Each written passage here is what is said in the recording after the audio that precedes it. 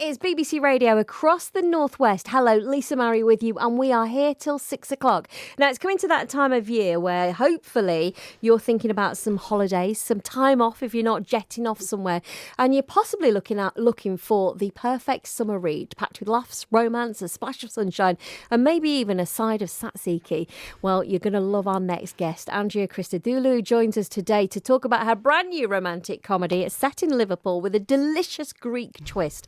And the book officially hits the shelves next Thursday, the 17th of July. So let's say a big hello to Andrea. Hello. Hi, thank you for having me on. Well, listen, we talk about the Greek side going on in this book. It's called It's All Greek to Me. Yeah. Now, with the name Christodoulou, you're Greek yourself, aren't you? Of course I am, yeah. I'm half Greek. My dad was born in Cyprus. Came over to Liverpool when he was about 6, I believe. And then I've got my mum who's very much English.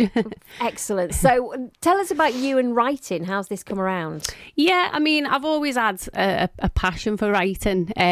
My earliest memory was probably in my early teens, and I was reading a particular like teen romance type novel, and I loved it. And when it ended, I didn't want it to end. Oh. So I was like, well, I'll tell you what, I'll just start writing the second one myself then. Wow. So that was kind of the start of my journey, really. And since then, I just love writing stories and, you know, taking people away from the daily grind and just getting lost in a story.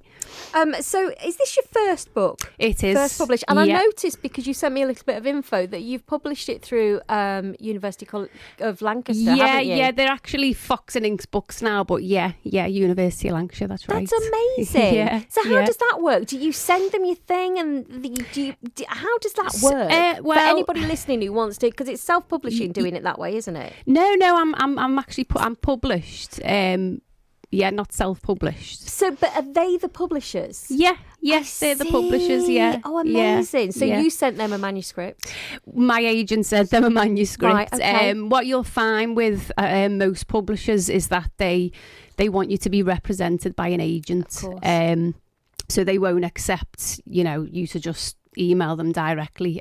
So my lovely agent, Claire Coombs of the Liverpool Literary Agency, helped me with getting it out there and getting it published. Amazing. Yeah. So when did this book get finished? Oh, goodness.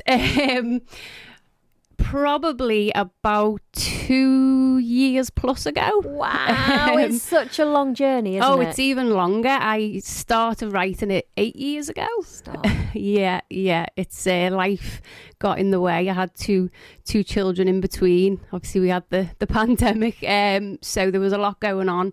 I mean, if we talk about the actual idea for the book entering my head, it was 10 years plus. Wow. But I only felt like ready to put pen to paper, I'd say 8 years ago, just after having my little girl.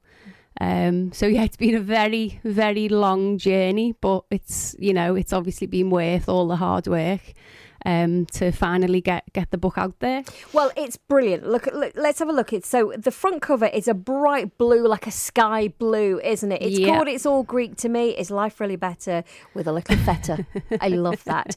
And I think it's absolutely on point for the genre that you're going for the colour of the book, and how it looks. We'll get on to book covers in a tick, but tell us what you can about the book without any spoilers, of course. Ooh, okay. I mean, very, very briefly, I'd say it's my Big Fat Greek Wedding versus Bridget Jones's Diary. I'm going to say I loved my Big Fat Greek Wedding. Yes, I thought it was just an incredible film. Know. I have to confess, though, we have some Greek in the family because my mum's sister's married to a Greek Peter, who's from mainland Greece near Olympia. So I have some Greek and feta in the family. Oh, some feta.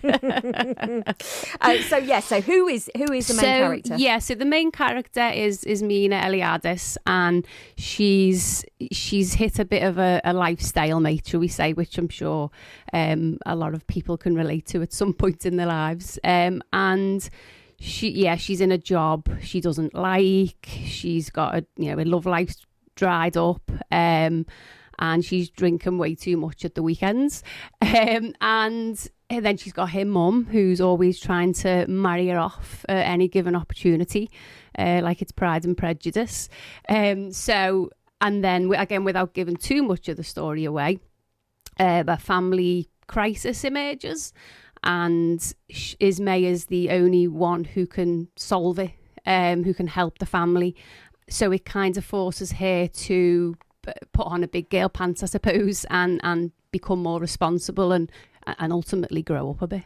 And it starts in a really great way, because it starts with Ismay's life resolutions. And, you know, you mentioned the cutting down on the booze.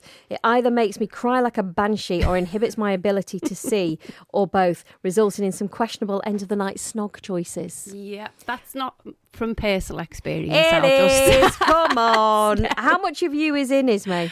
Or people you know? Okay, so I mean, when I started writing the book, I was young. I wasn't single. My husband will be listening. I wasn't single. But, you know, I was definitely in that phase of my life where I was going out at the weekend. And so I think that element of Ismay is definitely a little bit of me.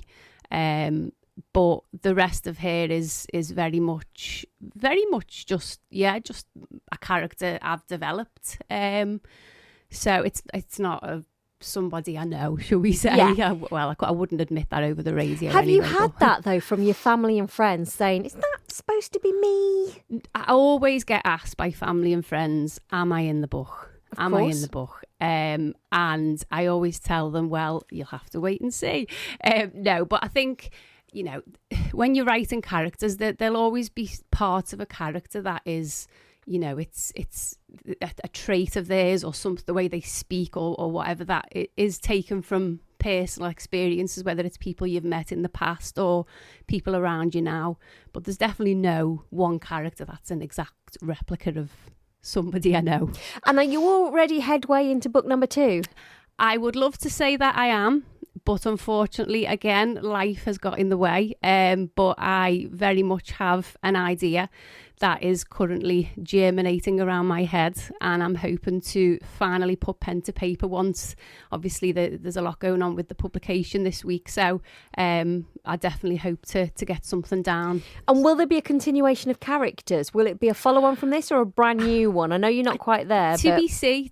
I would actually really like to continue the story of Ismay and the family in general, because the family, as hopefully the readers will get to know them, they you know, there's a lot to them, and they're funny, and you know, someone described it as like a joyous story of family, and that's what it is. So I would love to potentially continue that on. Whether that'll be book number 2 or book number 3, I'm not sure yet. And what would be great as well, because you're able to draw from real life experiences with the Cypriot side of yourselves, and also the Scouse side. So it's a nice little mix. It is, and I grew up obviously in a household which was it was mixed, and I adore the Greek culture, and the food, the people, everything about it. So to be able to write a story, centered around that is, I loved it, and I'd love to do it again. Can we talk Greek food? Oh yes, please. Are you a big lover? Love. Did you have it much at home? Yeah. Oh goodness, yeah. My Yaya is Nan in Nana. Greek, as you'll know. She was a fantastic cook. She was amazing, and her signature dish was dolmades, which is like rice and mince wrapped in in vine leaves. And they were just divine. But it wasn't just that, it was everything she made. She could make some roast potatoes and they'd just taste unreal. So you have the oregano on. Yeah, you need the oregano. The oregano. Yeah. So yeah, I love it. And I think my husband now has developed a love of it as well, and my children, which is lovely, Did you always, because sometimes when you like, I've got my family are all Irish, but my mum's sister, obviously, she's Irish, and then her husband was Greek. And my cousin, they tried to get her to go to Greek school to learn Greek, and she wasn't buying into it at all. But she now says, now that she's older, I wish I'd done it. What an opportunity. Exactly the same. I say to my dad all the time, I wish you would have spoke to us in Greek when we were younger, because there's still time. I may still learn the language at some point, but I would have loved to have been able to speak the language, definitely. It's funny, isn't it, how we kick back against things? Yeah. There was somebody, my kids, when they were at primary, there was a lady, she was from Peru, so spoke Spanish, and her son would not engage with it. Her daughter would, but not her son. And I used to say, just still speak it at him. He will absorb it like a little sponge. It's funny, isn't it, how as you get older, you kind of embrace your culture even more, don't you? I think my yaya definitely would have pushed for us to go to Greek school, but I think me mum was a bit more like, it was different. Don't want to put pressure on them. Yeah. But looking back, I think I would have liked to have gone. So tell me how Thursday's looking for you. Thursday's publication day. Yeah, I mean, my day is a normal day, really.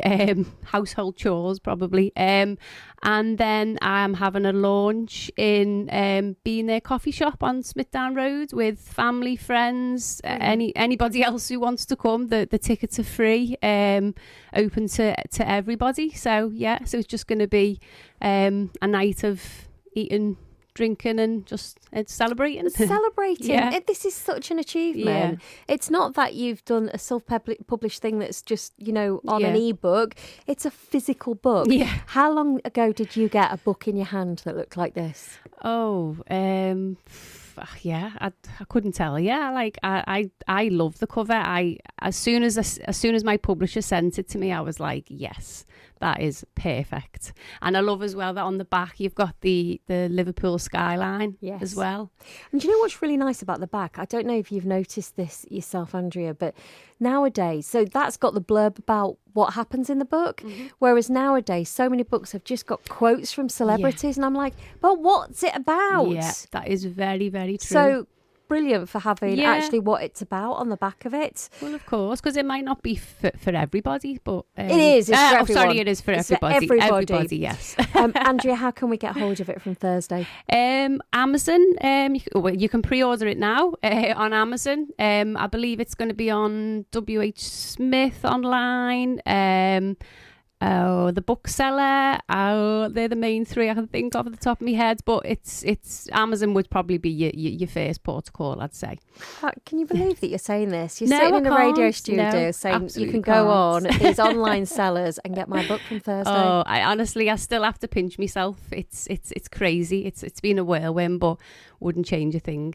Andrea, as you know, you sent me a written copy through during the week, and I've got into about chapter 3. Okay.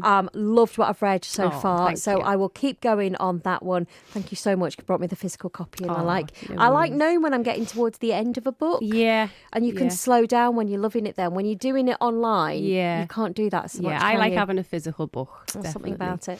The smell of a book. This is something weird, isn't it? Congratulations. Thank you. We wish you all the very best for publication day. Enjoy your launch party. Thank you very much. Selling books on the night. Yes, Good girl. Well definitely. You have to at your launch. Make all your family and friends buy. Absolutely, yeah. And remind them how long it is till Christmas. They can buy Christmas presents as well.